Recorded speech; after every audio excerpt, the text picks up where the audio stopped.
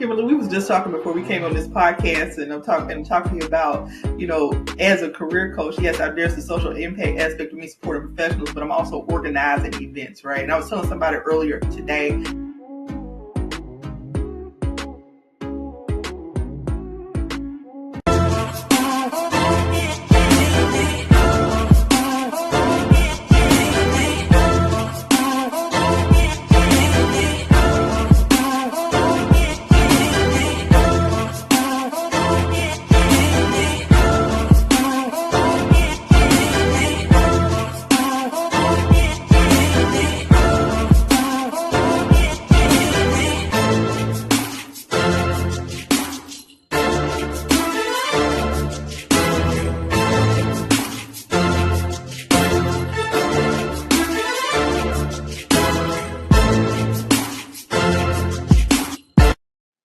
This is Leadership Beyond Burnout. I'm your host, Dr. Kimberly L. Wilson.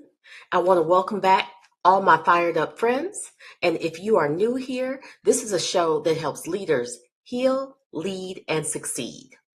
Now, this episode today is going to be sponsored by Leadership and Resilience Consultants. Today, we have a very special guest here. We have Dr. Kristy K. Taylor. Now, Dr. Kristy K. Taylor, she's also known as the Social Impact Career Coach. She's assisted hundreds of clients in achieving their career goals. She's a military veteran and certified professional career and executive coach with expertise in REBT mindset, life, and emotional intelligence coaching. Dr. Taylor is the founder of WORxK Solutions, LLC, where she specializes in providing career and organizational development. She provides resiliency coaching and workshop facilitation for mission-driven individuals and organizations, utilizing her signature REBT DEIA framework as a change management model. She champions WORxK Solutions LLC as the prescription for mission-driven workforce. Dr. Taylor empowers clients to reach their highest potential by providing supportive, accountable career and coaching and development services. And without further ado, let's introduce Dr. Welcome. Thank you so much, Dr. Kimberly. I'm so excited to be here today. Thank you for having me on the show. Well, I am very privileged to have you here, and was so excited when I saw that you were a military veteran. Before we get into some of that, I'd love to hear how you believe you bring healing to this world. How do you ease suffering? Well, you said my title, right? I consider myself the social impact career coach, and I support mission-driven individuals and organizations. And what does that mean? That part of my work, really my career, has really been focused on making a social impact, whether it's my background as an educator or even, my military experience. When I was an educator, at that time, I was also supporting initiatives like community-based service learning, where we would go out into the communities and get students to feel engaged and empowered. And here I am, fast forward all of these years later, when I started my business in 2016, I was really focused on helping healthcare professionals because this, like the specialization is burnout in the healthcare industry. We are often overtasked, right, with patients, and it can easily lead to burnout. Well, I did that for a number of years, and then fast forward in 2022, I started to relaunch as WORxK Solutions. So my old business was called Healthcare Consulting. Then I relaunched this WORxK Solutions, and I said, taking that background from healthcare, so we want to be the prescription for individuals in social impact. And that's not just in healthcare. When I look around at the totality of my career and working in higher education or supporting nonprofit entities, one thing that we all have in common, whether it's healthcare, education, nonprofit, faith-based, anybody in the social impact sector, is that we're often dealing with shortage fundings, personnel shortages, all of those things. And if we're supporting clients, whenever you're doing this work of social impact, you're dealing with clients who are suffering from some systemic issue that can really take a toll on you personally, right? So when you ask me, what do I do to make an impact? I provide career coaching that incorporates and takes into account the emotional impact of the burden that we carry in the social impact sector. And that includes providing support for resiliency and burnout prevention. Okay. Love that. And it seems like when I hear everything about you and what you just said, it seems like you had to implement your own strategy on your business because I believe as healthcare professionals, we know this system and then we create our businesses and we just recreate the same system until we look at like this, wait a minute, this is a little bit chaotic and crazy. Why am I doing this?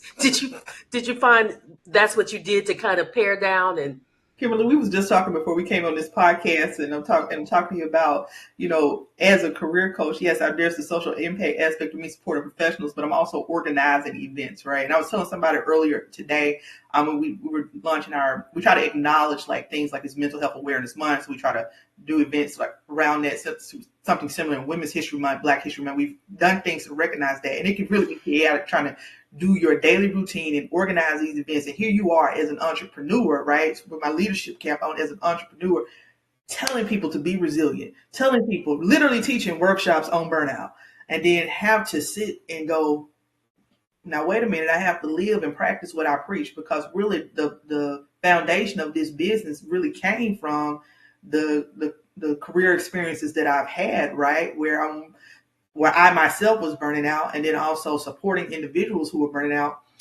But I have to make sure that I'm proactively taking care of myself as an entrepreneur and leader, because I don't just do this, right? I'm still a military reservist. I got 100 oh, that work up under me as an OPSO. I'm there to support my commander. And I think about, like, there are times, like, literally after drill, I have to say, it's a Monday, I have to go back to my full-time job, and I have to say, okay, I'm working from home today, because you have to be proactive in taking care of yourself and practicing what you preach. So yes, wholeheartedly, right? The root of it.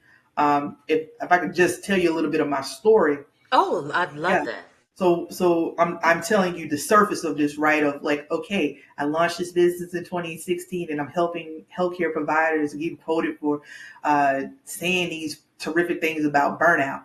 But then fast forward, 2019, some things happened in my career that really transitioned me, right? And I had been dealing with some things in my work environment for a number of years. Then I just think in 2020, into 2019, 2020, it came to a head.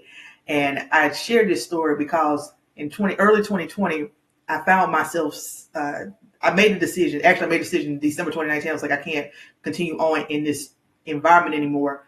And everybody knows, Dr. Kimberly, you got Dr. Taylor over here. You present this perfect facade on the outside of, people, all of these young people are looking up to you. You're running this business. You're working in this leadership position in higher education. So you are smiling. There's this facade there. But then yet in 2020, I found myself, Dr. Kristy Taylor, is sitting on her mama's couch, sleeping in the room that she grew up in at 37 years old, sitting on my mama's couch crying repeatedly because I don't know what just happened.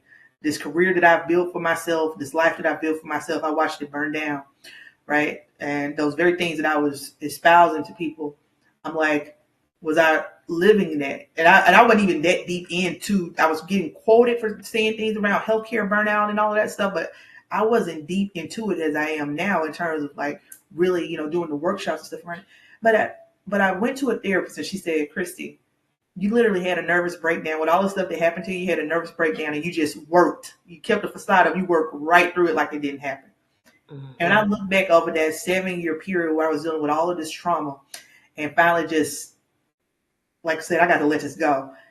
I said to myself, I will never let that happen again. And so this is when I started speaking out to say, okay, this is not just a thing that's happening to healthcare providers. It's easy to publish an article and sound profound about it, right? But when it really happens to you and you look back, I'm like, this is impacting so many people that we feel pressure to keep up the facade of perfectionism, especially as Black women, right?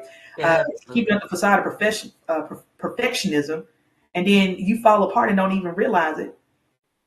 And I'm like, how did I get there? Now, I went to a few therapy sessions. I didn't have to go to many, because when we talk about being resilient, I am, but I would encourage people, one, if you need to go to therapy, go. But two, recognize the signs of what's happening to you up front, right? Because that's what I was in. I was just in survival mode for almost a period of 7 years. Wow. Wow. Yeah, that absolutely is that prolonged stress is absolutely the definition of the nice fertile ground for burnout, right? Yeah. And I also feel, and I don't know if you agree with it, that there is a grieving or a death because you're fighting against acknowledging that this world that you carefully constructed may not be feasible, and that you need to take apart your Legos and make something else different. Do you find that as well? People, I still am dealing with it. Last night when we were doing and I don't know when this is going to air, but like I said, this month we've been doing the Mental Health Matters Summit, and one of the young ladies that I had on, she was a therapist, and she said something that was so powerful. She said, "I said, what is your final words?" With she said, "Please heal." That she said, "Please heal." And after the event, I was thinking about that. I said, "Now here I am, that reset." How I see myself as a coach, because before, up until then, from 2016 to 2020, I was really just I was making comments, a little bit of research, but I was really just doing surface level, like career coaching, transactional type of career coaching. Economy, I do your resume. But then after this happened, I'm like, I cannot let this happen to me again. And I will definitely be more holistic in how I support my clients moving forward. But even last night, just as recently, I was sitting here thinking, I said, I'm still healing. I'm still the life that I had constructed for myself, exactly as you just stated, this perfect facade of Dr. Taylor, future college president, future dean, all of these things that I had did to build and cultivate this career for myself. What is it when you have to decide to move on, pick up the pieces of your life, and decide to move on and do something that's totally different, the same yet different? There's still a lot of hurt in Right. that, right? But the part of that is the process is trusting God. I've gone from living in, not that I live, in despair or anything here in DC. I live a nice life, but I thought about, I had a nice, quiet 3-bedroom home in the suburbs. I had a career that was set. I didn't have to think about retirement. That was going to be the rest of my life. But Right. then picking up in the middle of that and just saying, my God, I got to start. So this, let me get on. We talk a lot about manifestation, right? And you can manifest anything. But what about manifesting yourself in alignment with what God has for you? Because I can manifest 1,000. I could have manifested a dean, and I got to do all that stuff, right? In higher ed. But now I sit in my cubicle, I make more money. I'm peaceful. I'm running my business as well. But I will say that even though I shifted, there's still a level of hurt there. There's still I'm still healing from all the things that happened, as well as a piece of disappointment that, like, it was supposed to go this way, this way. This is what I had constructed for myself in the life that I was going to build. And so with that, you can burn your mind out. I would say when we talk about burnout, you can burn yourself out even with your own thoughts. Yes, absolutely. That's such a tender, just teachable moment that you shared, because there's so much that people go through and they're just unaware. We just keep going on. And I even have to say for myself that I had to do some of that, and I was telling some of my colleagues, I was like, you know what, this stuff I do for other people, it works so much. It works when you use it on yourself too. I'm like, we coaches will tell people, hey, focus on your mindset. And again, the way that I had to transition my business is like, I'm speaking on this stuff, but am I really speaking and living it? And up until that point, the work that I was doing was really transactional, right? But now, when I initially came back, I'm like, I focus on mindset coaching. And just in case you guys don't know what REBT is, it's rational emotive behavioral therapy.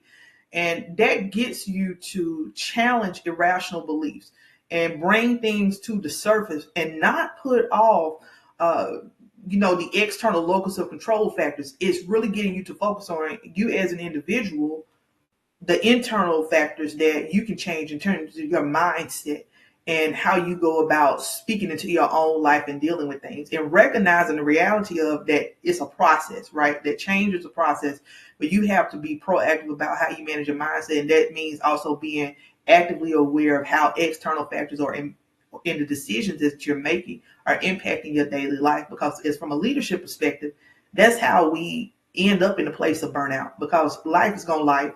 If you're working in a social impact job, or whether it doesn't really even matter, any job, you're going to always be overloaded. Things are always going to come at you. And I don't believe, from a coaching perspective or any advice perspective, you can jump in here, Kim. It's like being realistic. I don't think, telling clients, oh, just take a deep breath and it's all gonna go away. It's not. So Mm-hmm. you gotta learn how to manage yourself. And that's why sometimes people look at me crazy when I'm like, you know what I'm gonna do today? I'm just gonna stay in a hotel room. Or, or I'm just gonna stop right here and I'm gonna take a walk, because that's me proactively managing myself, my mindset to prevent burnout. And that's kind of how I approach with clients. Always start where you are, because you might not have an hour in a day to meditate, but you might have 5 minutes. That's a start, right? Use what you got. Start where Absolutely. you are. And I'd love for you to distinguish, because one of the things that always irks me when you get two people talking and it's very shop talk, and then the average person's like, what they talking about? Let me Google this, and they may not get the right thing. So I'd love for you to share the difference between transactional work, both from a coach and a client perspective, um, and organizationally. Because one of the things that I've often told clients is like, oh yeah, my spouse is going to therapy and things are going to be better. And I was like, well, keep in mind, what you think they going to therapy for, what they actually going to therapy for could be completely different. And they could just be doing surface level stuff and just saying they're doing the work. So I'd love for you to share that. Okay, so let's start with the example of the client, because I think this is most simplistic, right? So when I talk about the way that I transitioned this business to more holistic career coaching, transactional for me as a career coach is when you, Kim, you come to me and say, hey, Dr. Kristy, I want to get a resume, LinkedIn, bio. Like those are transactional. Those are just services that I provide.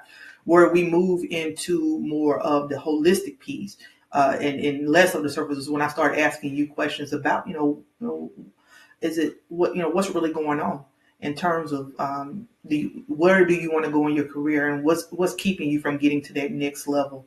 What is your work environment like? What are you looking for in your next work environment? So we started talking, and then we started unraveling the pieces of this fabric, and we find out that maybe you don't have the confidence. It's your mindset. It's the work environment that you have, or maybe and then when I ask you questions about what might be impeding your what your mindset, how that might be affecting your career development growth, we start again getting into things that happened in the past. So it's really doing that deep rooted work. And I have clients, I have to say, you got to get off the hamster wheel, because you're not going to be able to move forward in your job search process or get to where you want to go. Now, I really do this from a career context, right? But that's really anything that we're pursuing in life, any goal that we're pursuing. If we don't get off the hamster wheel and understand the deep root cause of why we feel the way we feel about something, that takes us from transactional to the holistic piece, right? And then from an organizational perspective,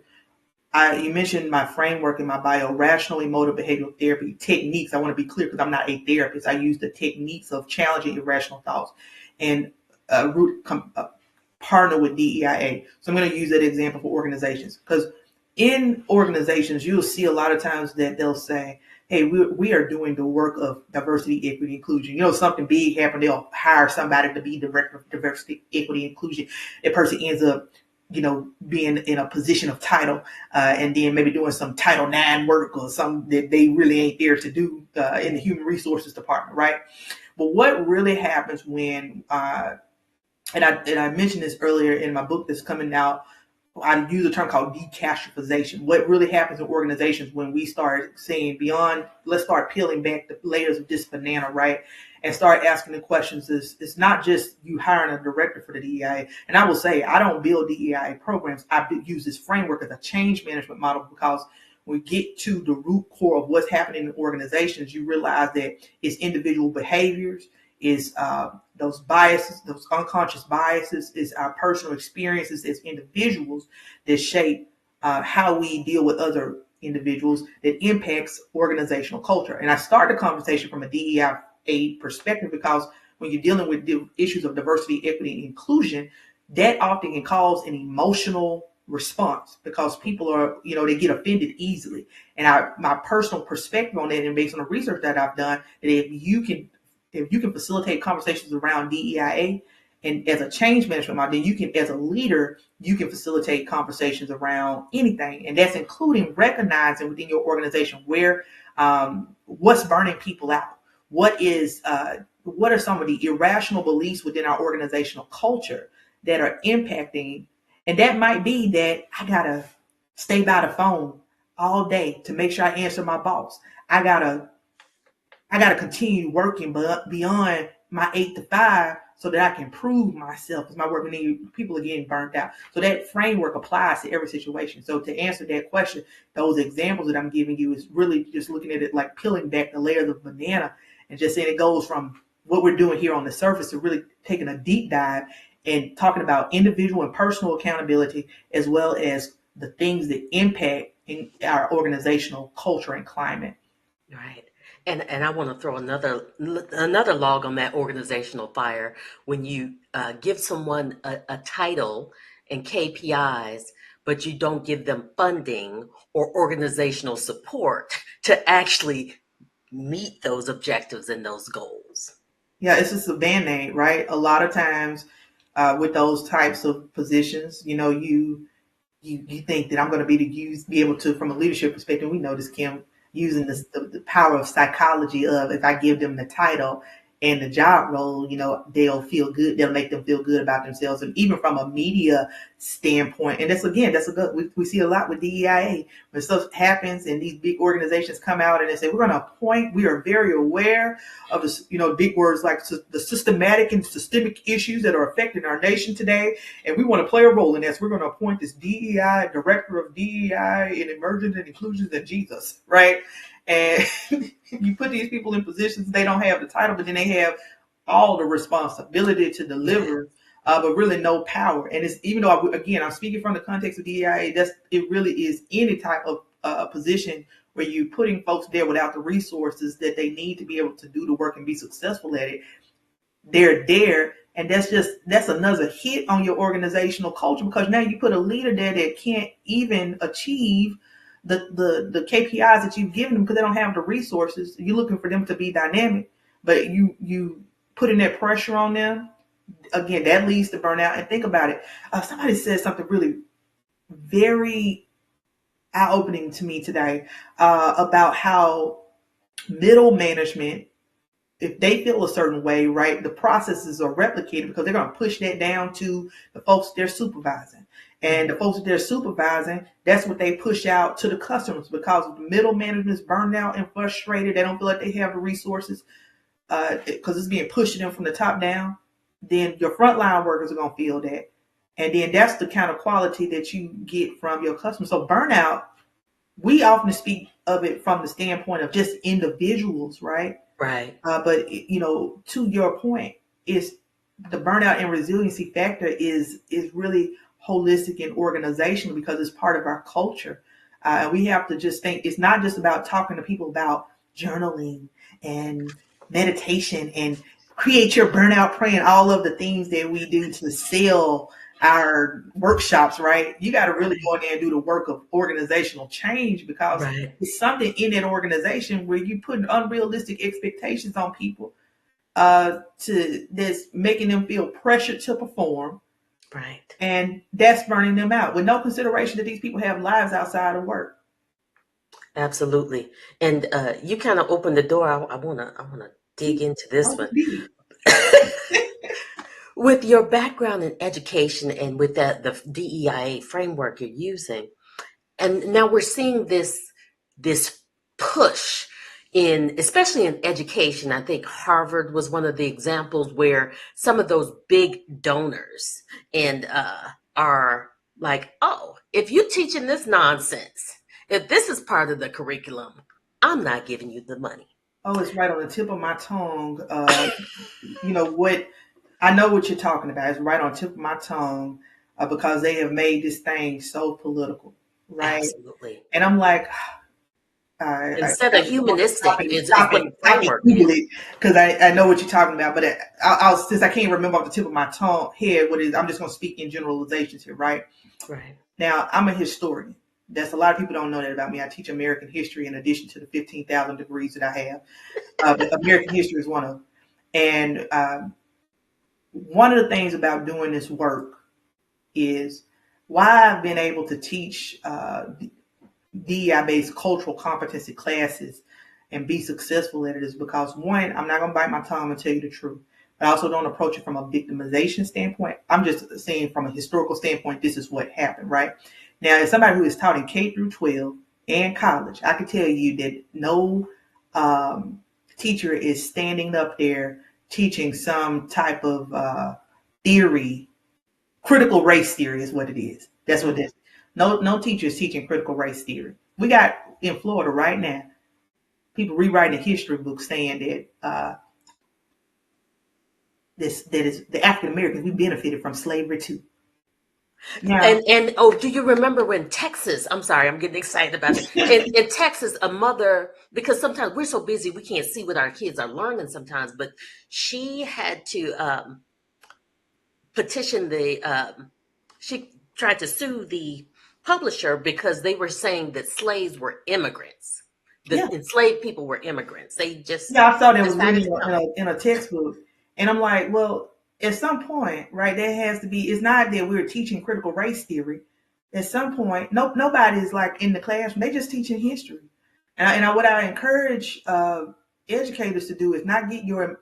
One thing I can honestly say about having a degree in history is that we're taught to be objective and not subjective, right? Mm, And it can be very hard to be objective when you teach history. You got to just teach history as it happened. And so when we're dealing with even discussions on DEI, look, this is what happened. It's right, history, right? And so we got to use it as an opportunity to learn. But what has happened is that people have made this political because oh my God, Kim, I could just go on a deep dive with you that I can't do in this podcast. But people, this is what happens when people make stuff political. You get books being banned that we've been able to read. Who is banning The Color Purple? And their eyes was watching God. Who's out here banning these type of books as being offensive yes, when these were literally once books that we read as part of a literature class, right? right, But people are looking for ways to politicize stuff because you don't want to just actually acknowledge like, hey, this happened in history. And right, right. And when you're having conversations around like when we talk about DEIA, I've even seen, I believe in Florida, they've even pulled, you can't even take a class no more. They're not even funding classes on right. gender development and all of this stuff. All that stuff is political. You got to have those discussions. But what I would encourage us as leaders to do is to learn how to facilitate these types of conversations in a way that doesn't spark emotion, that acknowledges the difference in everybody, but we're not going to change the way that history happened, right? I'm not going to sugarcoat it for you. It happened just like this. This is what it is, right? But how do we build and move on from that by still acknowledging that it happened? But and one of the things I'm really curious about, and why I'm pulling on some of your educational framework, is when they are experiencing direct impact on their programs and possibly because you lose $1 million donor, Yeah. like that's a significant impact on how you do things. So how do you stand up as a leader in this educational or whatever organization you're in, and people's, whether it's the government or whoever wants to start pulling funding, if you believe fundamentally like this is what needs to happen, whether you standing on business about the That's history what or I'm you're saying. standing on business about it being, this is just what's human, this is what's right to do, this is my moral obligation. How do you remain steadfast when economically you're being challenged? Or even at some universities that I teach in, when students are balking back, like enough with this stuff. It's I just happening want to now. learn whatever.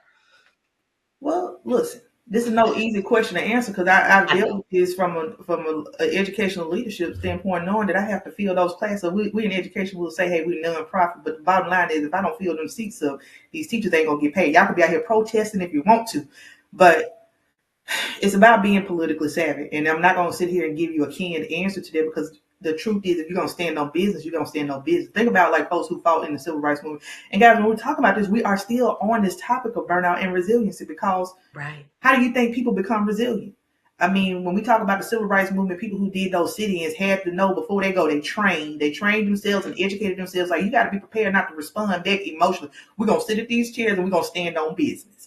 And Right. that's what it is. And so as an organization, if you're going to make the decision to say, and I will say it's a tangle where we weave because when you're in a position, for example, if I'm at a privately funded institution with a large endowment, it's easy for me to make those types of decisions about where I'm going to do and how I want to approach this and how I want to engage in politics, right? But and I know the Florida system well, because this is where I come in, when you're in an environment where even as a teacher, you can have funding pool or be fired from your job because the governor has appointed all of these board. It is a hard landscape to navigate, and I have to be honest with you, Kim. I'm not really sure in that context of if a state-funded institution going to be like, I'm standing on business. Because these people trying to keep their jobs, right?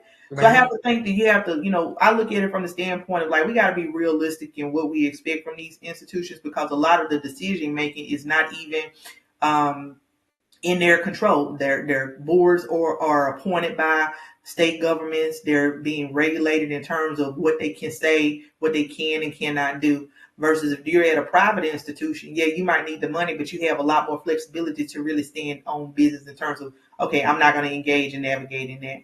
But whatever it is, and I would tell young people this too, because we got a lot of protests going on that I don't get myself involved in. But what I will say is that we have a lot of first world perspective in protest. Like, if you're going to stand on business, if you're going to, starve yourself to death, or whatever it is you try to do in terms of this social impact work, you got to recognize that with every decision that you make, there's going to be a consequence or response, positive or negative, right?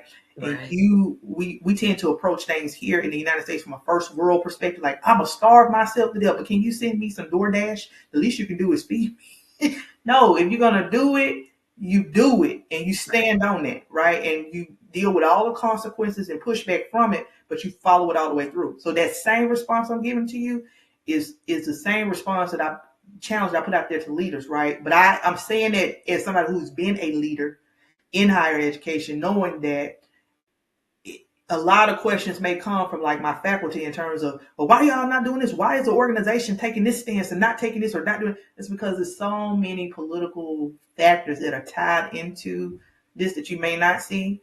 And the presidents, people's of boards, they have to be careful. But also you might be a leader in a situation where you don't even control or have any feedback from the, you're literally working for that board who's been appointed, who a political appointee who can determine whether you keep a job. So it's so many things within that I wish I could just give you a polished answer to it. But I understand the nuances of it so well that, I can just, the only thing I can say is that if you're going to stand on business and be prepared for the consequences that's associated with it, right? And the pushback that you might receive. I don't really see a lot of public institutions doing that as much as I see private institutions, because they have a different type of funding, right? Right. And I'm glad you said that, because I really wasn't because I feel like we are trying to discover, like, what is the path? How do we make things work in this constantly changing, turbulent world? Yes. Yeah, there's no blanket solution to this stuff, right? And we talk about building resilient organizations, like, or we start with building resilient individuals. And so I, as an individual, I might not can change the organization, but I know what I can stand for individually. But again, it's a lot. You got to be, if you're going to make a decision about something that you're going to do, you got to be prepared to deal with the consequences. And I think using the civil rights movement as an example is perfect, because before them young people went in there, they educated themselves, they trained themselves not to respond emotionally to certain things, and they were polished when they went in. Versus me and you go in there, maybe you spit on me, it's going to be over with that day.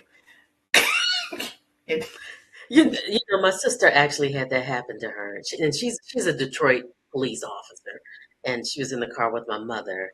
I don't know why this came up to me, and a little traffic ticket, and somebody got out of their car and spit on her, and my mother had to do everything in her power not to let her get out, but she did file charges on him. But yeah, that's a lot, because I think people forget that these during the civil rights movement there was a huge educational component. It really was quite sophisticated. Yeah.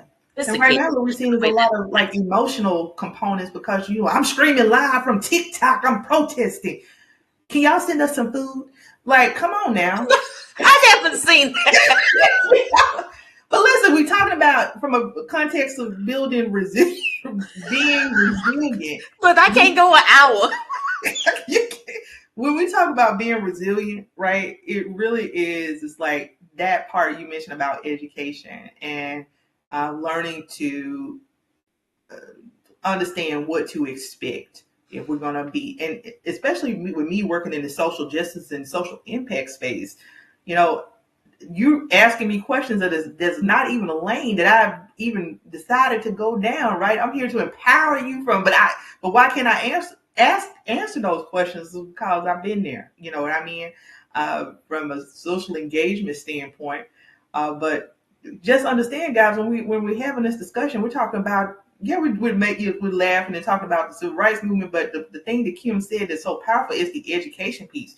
If you want to be an individual or resilient organization, you really do have to educate yourself, and understand that if I make this decision to do this, these are the possible consequences. When I was a dean, before we presented something to our higher level leadership, one thing I would do is I would organize my teachers like we were protesters, but we wouldn't. I would sit in the office. They say, Kristy, I have this idea for something.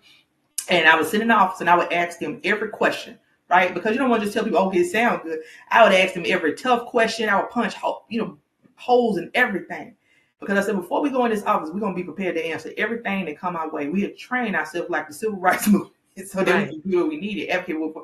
And so I encourage, when you talk about building resilience, is to educate and train yourself.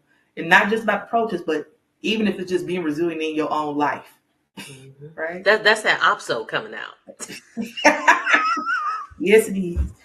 And for you all that don't know what that is, that's operation and plan. So they have to prepare for all of these contingencies and make sure that everything happens and goes as it's supposed to go, because the whole mission, it can be won or lost by operations and supply. Exactly. There's the stuff I do as an LRO. You guys might not know what logistics readiness officer in the Air Force. It's a big part of my life. Now I can say, though, I will say that for where I work, I have some fantastic people. My enlisted team that supports and leads me of those initiatives. And for me, it's just a matter of just showing up and being able to provide some strategic perspective and direction. But I have to give credit where it's due. But you're exactly right. That's how I think, right? It's individuals, because we say in the military, mission first, people always. And you see it in my bio, say mission-driven organization. And I was trying to figure, where did I get this word from? And then I was thinking today, I was like, it really comes from my experience and background in the military, because we say mission first, people always. Mission, and I just say mission focused, right?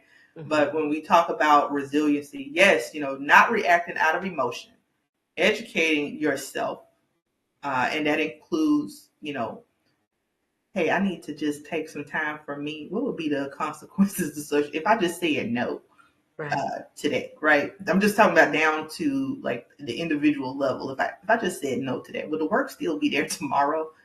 What's the consequence associated with me just taking a break? Yeah. You know what I mean? So we've talked about everything today from protests to, but it's all part of the discussion from, resiliency and burnout, because it's about educating and empowering ourselves to reach that next level. Right.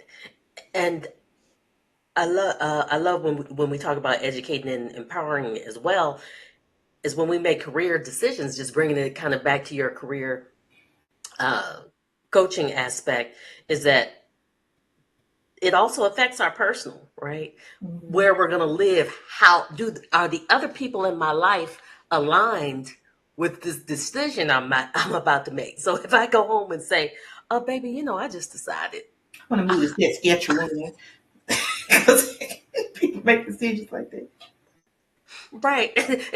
Can we keep the car? Can we keep the house? What do you mean you quit your job? So putting all of that together as well is because some people may not be happy with those choices. And that's what we talk about when we say holistic career, decision making. Yeah, and I'm speaking from the burnout perspective, but when I really work with clients now and take them deep dives and find out the hamster wheels that they may on, that's what I'm talking about. You're making career decisions about, I want to be a horseback rider. That's great, but maybe we need to, while you training for horses, maybe you might have to work at Burger King for a little while because you got to get a job right now. Right. I'm never going to be that person that's going to be like, yes, quit your job and pursue your passion. I'm like, do you got some money saved? You know what I mean? What strategies can we put in place for you to be able to continue doing what you're doing while you make preparation for your transition? Or is this an opportunity for you to upskill yourself so you can prepare yourself for that next role? Now, I know that you want to be a dancer or a ballerina, but maybe you can take some dancing classes while you still work your full-time job. I know that you used to be a CEO at a company, but right now your lights are off. So how about we just go get a job, right? And that might mean, I promise, listen, Dr. Kristy Taylor, I never forget having to get a part-time job working at CVS because I was broke. And so one of my, somebody used to work for me. I was sitting at the register. And somebody worked for me. He came in. He was so shocked to see me. And it was my first day of working. Nobody showed up. So I was running the cashier by myself. It was so funny. Because he walked up and he took a step back. He was like, Dr. Taylor, I thought you were a dean. What happened? I mean, he said that. He just had to emphasize. Yeah, I know. It's already embarrassing enough. But it's like never being ashamed to be in that place. I keep that CVS name tag to remind me because that was a part of my life where I was like, oh my God, that was the start of the burn down. When I found myself like, what just happened here? I'm like, I got to get a second job. So I'm just like, well, yeah, I used to be one. So paper or plastic. You know what I mean? And that's me with a doctorate degree, sitting up there having to do that. No, you really, there's dignity in work. There's dignity in taking a step back because I think, when we have a discussion on resiliency, part of that is just like people want to sell you a bag of tricks and gimmicks to say, yes, resiliency means that I wake up every morning and I meditate and I write in my journal every day. Yes, that's a part of it. It's all great, good. But resiliency also means being able to, when you're in a situation where you have hit rock bottom, is not having so much pride where you can't say, man, I got to start over. And see, that was a start over before the start over. That was a story that happened even before the 2020 thing where I found myself on the couch. That was just part of it, right? I think that happened around 2016, 2017, right before I got a commission. I was in the military because I had no plans to go back to the military. But I was like, I'm working at CVS. What? Really? Really, I got to do something different. And I made a decision, okay, I'm going to go back to the military. And this is what I mean, when we talk about faith, because I went to the military, signed up in January. I have this email I sent my sister at 3 a.m. in the morning, January 26, 2016. I woke up, I was crying because I was like, God, this was not part of my plan. I've been out for almost 6 years, it's not part of my plan. And I sent her a message at 3 a.m. in the morning. I was driving up to the MIPS to check in for my physical department. And I said, don't worry, in 6 months, it's going to be different. It was January 2016. I showed up to my base in March 2016. The day I showed up, they said, hey, Kristy, the day I showed up, it was like, hey, we're having a commissioning board to be officers. I was like, I don't want to really do that. I'm just here back. I'm just back. I'm going to stay outside. But by the end, I had met so many people that was like, hey, we want to commission. You should go for that board because you got a doctor you need to do. By that Sunday, I was like, I'm going to put together a package. I put together the package. I had this lieutenant colonel, I cannot remember her name. That lady coached me. She took me under her wing and coached me. Lieutenant Colonel Watson. She coached me, busted me, made me. I ain't been in the military in 6 years. I did that board, and by July, I got a call that said, hey, you were the number one person. Literally, you scored 100 on your board. Commissioned me and changed my life. We never know what God gonna have for us. You got to just, that's part of being resilient is keeping an open mind. Because I'm telling you, people like, you need to do that. I'm like, I'm just back here just trying to get myself together because I wasn't feeling too great about working at the CVS. But, just keeping an open mind. That's part of the journey. Right. Being resilient. Right. And one of the things that I admire most when people recognize that the path they chosen wasn't the path that they chose. Is especially even if they've invested so much time, money, effort, multiple degrees, and then they're like, why am I doing this again? Oh, that's right. My father wanted this. I think sometimes we get caught up, and I go back to, like I say, I'm still healing from the educational experience, but sometimes I ask myself those things I used to dream about, like I'm going to be this or that. I'm going to be a college president. I'm going to be an HBCU. I was so worn out by the time I moved to DC with education. There was a time the kids at Howard, they were protesting. And I said, oh my God, I just think that I'm going to just work my little job and wait till it's over. Wait till the protest. Because I was like, I came up here like, I'm going to go work at Howard. That's always been my dream. I'm going to change the world. Yes. I'm like, they got to hear the kids protesting. I'm like, baby, I done dealt with that for almost 20 years. I think I'm going to just work my little job I think about, like, all the people that fed into me, just because people see potential in you. Again, I'm not saying that it will never, but sometimes we have people that speak into our life because they see so much potential in us in our leadership. When we take that on, it's like, yes, that is my dream. And then we start to live that persona of, based on what people are telling me that I can and should be, and we find ourselves upset because when I think about it, yes, those are things that I work for, but I was working for them because I had so many people telling me, here's what you could be, here's your potential. And they were such great leaders. I aspire to fulfill their vision. Yes. But when I think about the work that I do in social impact now, I'm so fulfilled. Right. But I'm still dealing with the bitterness of me not getting to. It's a weird feeling because I know that I was doing it based on another vision, right? The vision that was fed to me. But because of me and a type A personality, I still wanted to get there. And I'm mad that I didn't get there. But again, transitioning, peaceful, more money, double your salary, really more than double your salary. And then being able to really do impact work like I'm doing through my business and through the organization that I work for full time. Right. So partially is detoxing from what the societal or familial expectations, sometimes your own interpersonal expectations, because they aren't aligned with really what you need, what's going to feed your soul, rather than what. I did some research when I moved to DC. I was going to school. I was trying to max out my GI Bill, and I was going to Liberty University when I got my degree in education, and I was still dealing with my own anger. But I was like, why is it that we as Black women we want these titles, right? And it's like the statistics shows like maybe about 2% higher than white women. We seek titles. We're very like we're title heavy. Look at our church. We'll go, this is the deacon of the deaconess, or our HBCUs. This is vice president of admissions, assistant vice president. I'm like, hey, but 500 people in this school. How many assistant vice presidents and layers do we need? But we do the same thing. And I'm like, wow, we are obsessed because in the systems that we created for ourselves as Black people, right? This was where we had the power dynamics within our churches, within our schools, but even it radiates out in the corporate world. Why do we seek titles? Why is it that I felt like that even though I was already Dr. Taylor and already doing this work, why did I feel like I wasn't enough? Why did I have to have the title of I got to be the president? Or I still do that now. I'm like, I'm going to change. This is what they see me as my job. I'm going to change my title to this because this is what they say I am. And that's much higher than what you say I was hired for. I'm like, and I have to really watch myself, right? Because we title heavy. We do it in our, I ain't gonna speak on that too much, but we do it in our sororities and stuff too, right? All of the, I'm like, what did this mean? You know what I mean? Yeah. What does that show up as? Yeah. So I have absolutely loved our conversation, and I want to give you the opportunity, because we talked about so much. What would you issue as a challenge to our audience as individuals, and or if you wanted to as an organization? I think for individuals and organizations, I'll start with it's really all the same, but I'll speak from an organizational context when I start organizations. But at an individual level, I think you really have to, I challenge you to define success for yourself.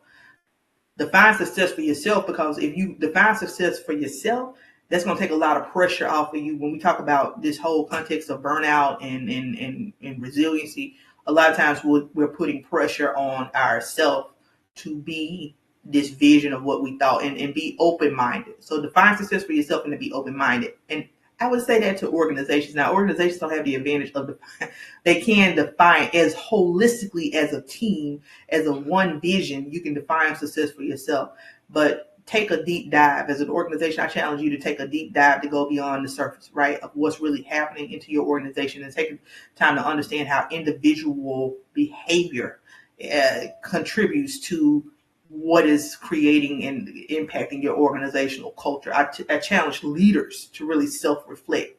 Are you living the life that you are preaching, right? Are you creating an environment that's a dynamic environment where people really feel comfortable within your organization? How does your own behavior impact your organizational culture, right? Even to how you are showing up as a leader. How does that affect your organization? Do a lot of self-reflection, right? Because that's the first step to change is individual behavioral accountability before we can get into this organizational dynamic, right? Start where you are. So I'll stop right there because I'll share wisdom all day on that topic. Well, thank you so very much for all of that. We thoroughly enjoyed having you here, Dr. Kristy K. Taylor, and we'll definitely have your information in the comments section for those who want to follow you. Thank you so much. Thank you, everyone, for watching. This has been Leadership Beyond Burnout. I'm your host, Dr. Kimberly L. Wilson. You can find us here every Thursday at 5 p.m. Eastern Standard Time or 2 p.m. Pacific. And we'll see you next week.